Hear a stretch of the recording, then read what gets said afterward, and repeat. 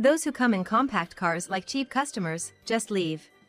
For my mom's 60th birthday, I decided to take her and my daughter to a fancy restaurant that's known to be always booked. But there was unexpected trouble at the restaurant. The restaurant manager started making fun of us, calling us poor. Then, let's just leave. My mother, clearly angry, spat those words. But the manager just smirked. However, all the other customers stood up at once, glaring at the manager. My name is Rebecca Miller, 28 years old. I'm a single mother with a 3-year-old daughter. I separated from my husband due to differences in our values. After that, I decided to raise my daughter on my own. When I went back home to share the news, my mother welcomed us warmly. All the tension I'd been holding back was released, and I broke down in tears. Seeing me like this, my mother offered for us to live with her. She's been living alone since my father passed away a few years ago. She said she'd be happy to have us, so I accepted her kind offer. My mother is turning 60 this year. I wanted to do something special for her, so I booked a reservation at that upscale restaurant. It said that the restaurant is booked for years in advance. I always wanted to try it once. I was ready for a long wait, but luckily there was a cancellation, and I got a reservation for my mom's birthday month. When I told my mom, she was thrilled. Just seeing her reaction made it all worth it. Finally, the day of our reservation arrived. I drove my mom and daughter to the restaurant. I never imagined we'd run into any problems. You're Ms. Rebecca Miller, who made a reservation, right? Please come this way. The grand entrance was befitting of a high-end restaurant. My mother and I were in awe, admiring the lavish decor. Only my daughter was her usual cheerful self. Seeing her, both my mom and I smiled. Seeing how happy my mom looked, I felt this was going to be a great day. After making you wait, here's the appetizer. A salad was placed in front of us, with precise movements. Just seeing the dish made both me and my mom excited.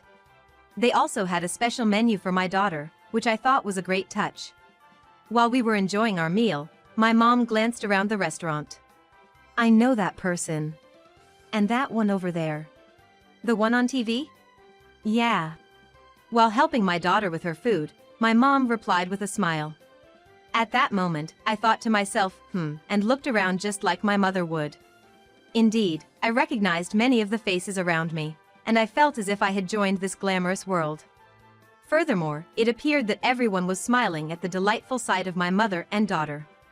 Even though they were accommodating when I made the reservation, I had hesitations about bringing my young child. But the reassuring looks from those around me finally made me feel at ease.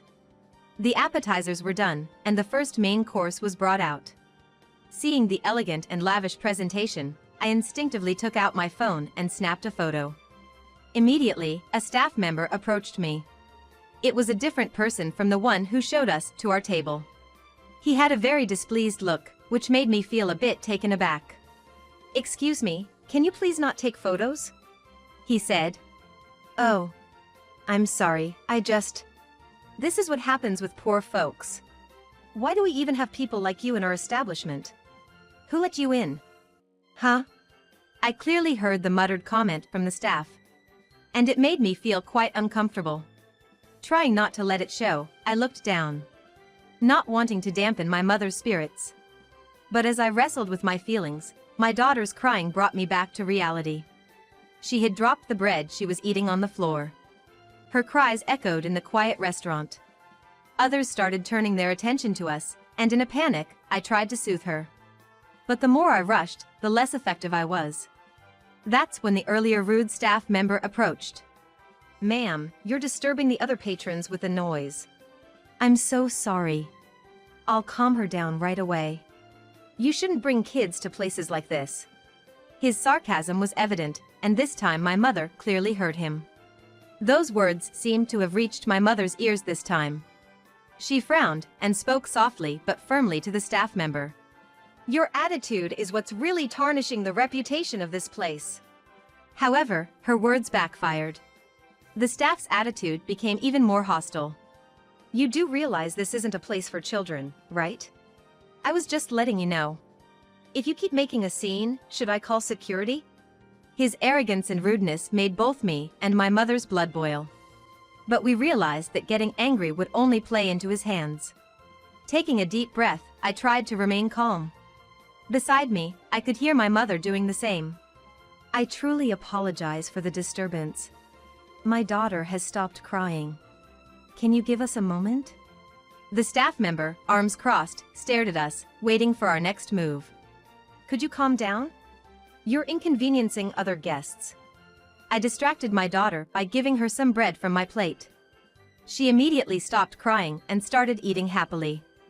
I let out a sigh of relief and, after sharing a glance with my mom, I tried to apologize to the staff again before taking my seat.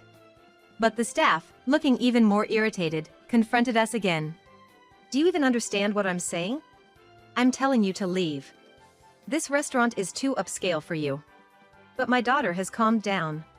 She might cry again, right? And each time she does, you'll be disturbing everyone. This is supposed to be a fine dining restaurant. You're ruining the experience for others. We haven't even received half of our meal.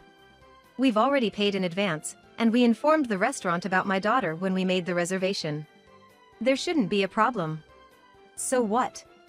This is exactly why poor people like you have such low standards. If you keep this up, I'm gonna call the manager. The disgruntled staff member quickly walked off to the staff room. My mother and I were left speechless, wondering how someone could be so rude. Didn't he realize that his attitude was what was truly lowering the restaurant's standards? Despite this being a special celebration for my mother's 60th birthday, my mood was completely ruined. While it's true that I'd made a scene, I couldn't be too confrontational about it. Pondering our next move, my mother and I exchanged looks when the earlier staff member came back, now with a man who looked to be the manager. Upon seeing his face, I inadvertently let out a gasp. That's because the manager was none other than my middle school classmate, Daniel Thompson. Is that you, Rebecca? Daniel seemed to remember me too. The staff member, with a surprised look, asked him, "Do you know her?" I felt a wave of relief. Back in school, Daniel was always the earnest and cheerful type, quite reserved. He typically hung out in small groups, separate from the mixed group I was part of. I remembered him mainly because he once confessed to having feelings for me. At that time, I was seeing someone, so I had declined. But even after that, we'd talked a few times. I thought Daniel would have addressed the staff's behavior. "Oh, Rebecca was my classmate. By the way, Rebecca, are you sure you should be here?" "What do you mean?" "I heard the rumor, you know. You're a single mom now, right? People say single moms are usually broke. My restaurant is high-end. It'd be a problem if you said you couldn't pay later." Daniel looked at me with a mocking smile, sizing me up without any restraint. I was taken aback, blinking in disbelief. I had remembered him as a kind soul in middle school. It seemed he had changed a lot. "How can you say that? I made a reservation and paid in advance." "Right. You've always been headstrong, haven't you? Maybe that's why your husband got tired of you? You gotta know how to flatter sometimes." "What does that have to do with anything? Why does it matter? Isn't that your compact car outside? What if it is?" When I replied with a hint of irritation, Daniel chuckled. "People who drive compact cars can leave." "What?" I was genuinely shocked by Daniel's statement. "Didn't you notice when you parked? No one else drives a compact car here. Everyone's driving Mercedes or something similar. Aren't you embarrassed to be so out of place?" He looked at me with utter contempt. It seems the Daniel who once said he liked me was long gone. His change was so baffling. He sized us up with a look of disdain. "You look downright poor. Not fitting for my restaurant. You get that the staff was right, so why don't you just leave?" I began to get irritated by the treatment, as if they were lecturing us, as if we were making a fuss and refusing to leave the store. After all, we had made a reservation and paid. We had every right to dine there. Judging people based on appearances was something I could never imagine the old Daniel doing. But after all he said, there's no reason for my mom and me to stay. The food might be good, but we don't want anything to do with a restaurant that has disrespectful staff and a manager. "Daniel, you've changed. If you're going to be like this, we're leaving." When I said that, he seemed satisfied. I'm living the dream. I'm definitely better off than you now. Don't think you can just casually call me by my first name. It's a shame you've changed. When I said that, Daniel smirked. That's because you rejected me. Making fun of me even though you're not that pretty. Well, at least I'm happier now. Isn't it refreshing? He cheerfully said that and high-fived a nearby staff member. Both of them laughed. Apparently, Daniel still held a grudge about being rejected back in the day. Realizing that made his horrible attitude make sense to me. Humph. Say whatever you want. I'm surely happier than some guy who still holds a grudge from so long ago. I have a wonderful daughter and a kind mother. Let's go, Mom. When I snapped back confidently, Daniel seemed to become even more pleased. He probably thinks I'm just being a sore loser. It ticks me off to no end, but shouting at him now would probably have no effect on him. I never imagined a classmate of mine would change so much. Today was supposed to end on such a happy note. With these thoughts, I picked up my daughter and looked at my mom. She too seemed furious, as she abruptly stood up. You've made quite a mockery of my daughter.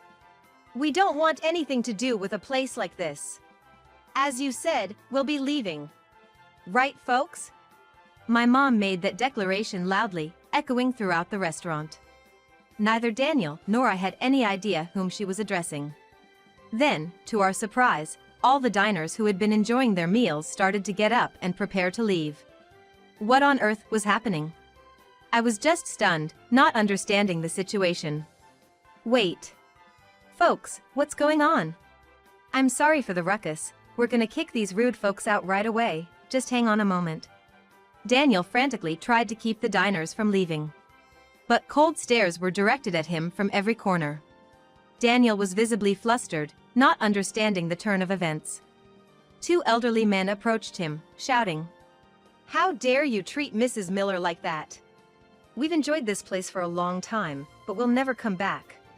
Shouted at, Daniel looked around the restaurant with a fearful expression.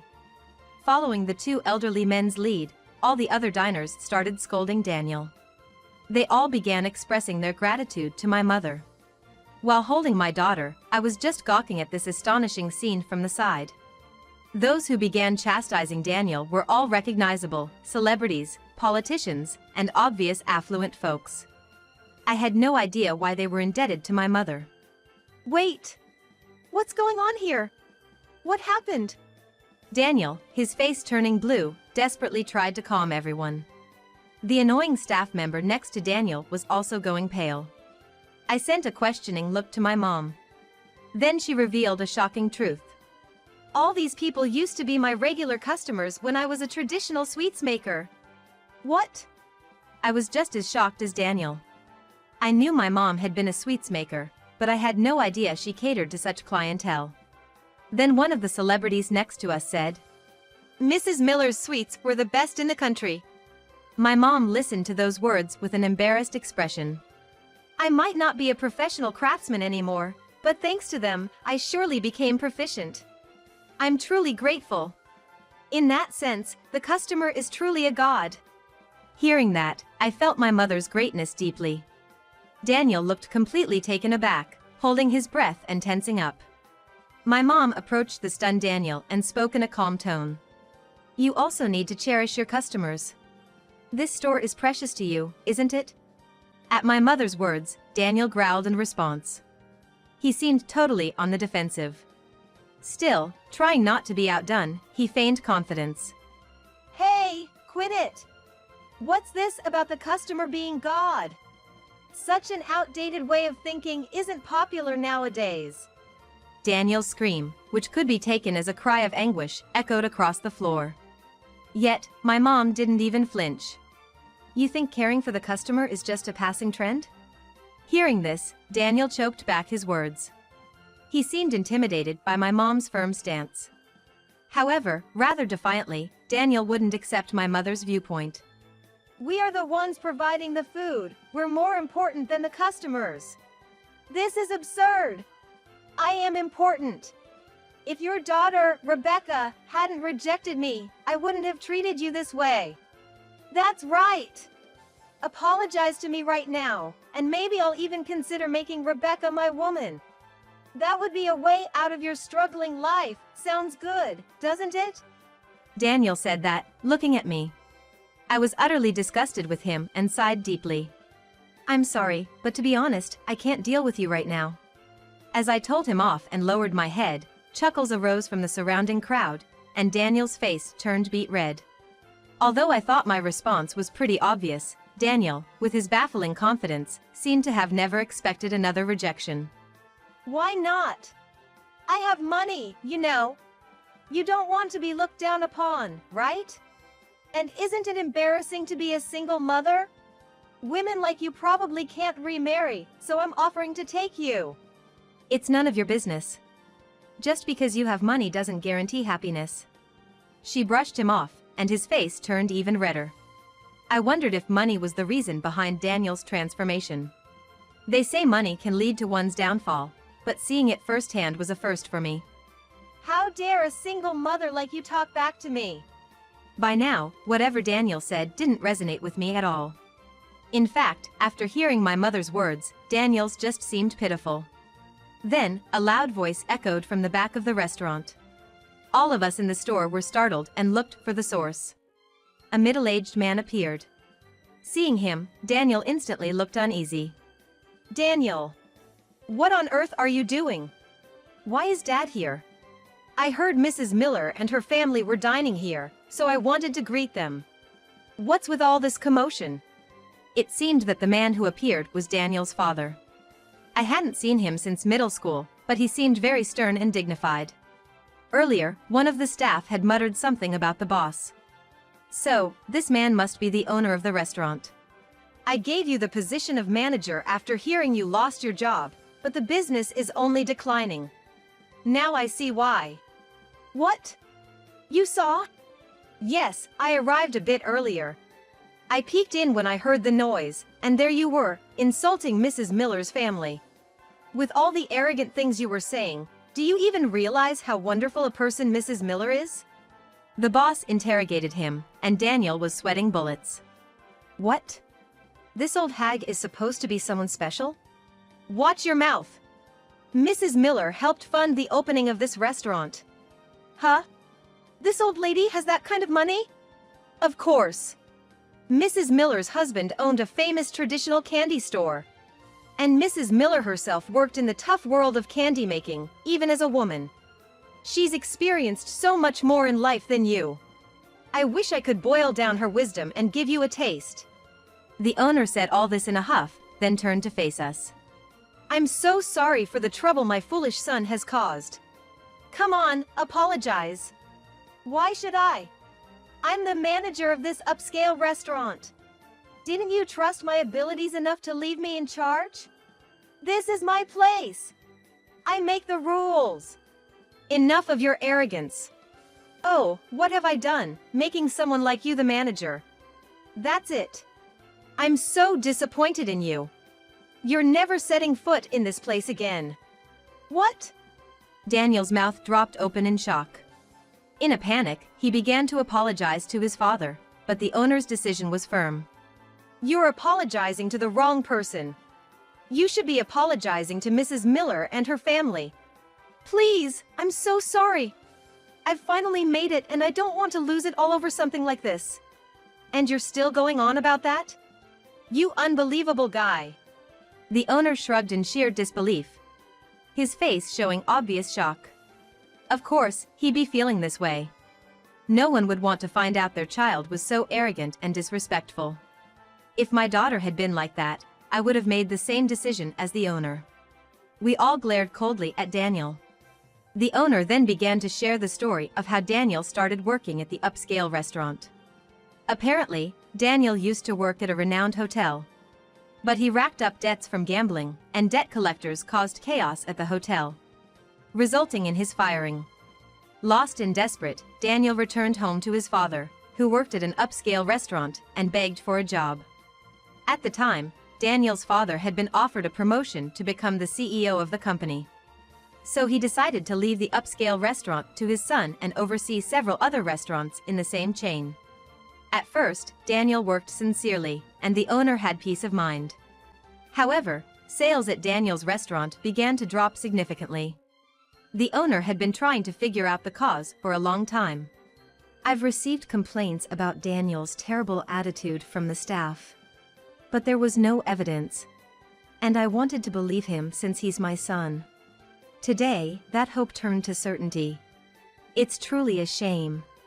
The owner looked at Daniel with a dejected expression. Daniel, looking as if he'd been struck by lightning, began to apologize desperately. Dad, please forgive me. I've been doing my best, haven't I? Rebecca, please say something to my dad for me. What exactly should I say? We were classmates, remember? For old time's sake. After how you acted, you're really something. You truly are the worst. No way! Seeing the disdain in my eyes, Daniel looked even more dejected. Both my mother and I were so taken aback that we just sighed. After that, Daniel lost his position as the manager of a high-end restaurant and was disowned by his father, leaving him without a home to return to. It was later revealed that Daniel had accumulated new debts he had kept hidden. Despite earning a good salary, he spent almost all of it on gambling, treating his staff poorly almost daily. However, he favored one particular staff member who always gave us a hard time. That's because this staff member was Daniel's junior from his college days. It seems hiring him was also on Daniel's orders. Given this junior's problematic work attitude, it seems he was kicked out of the restaurant along with Daniel. Having lost everything, Daniel delved even deeper into gambling to drown his sorrows. Now, he seems to be struggling to pay off his debts. He's really not a good person at all. My mother's 60th birthday celebration got ruined, so we gathered all the people who were at the restaurant that day and later rented a room in a hotel for a party. That hotel was owned by Daniel's father, who generously let us use a room for free as an apology. I made many friends there. And I realized just how much people loved my mother. Everyone there had met her when she worked as a traditional sweet maker, coming to her shop to buy sweets as gifts. The fact that she still has connections to this day is probably because she's such a charming person. I too want to emulate my mother and become a mother my daughter looks up to.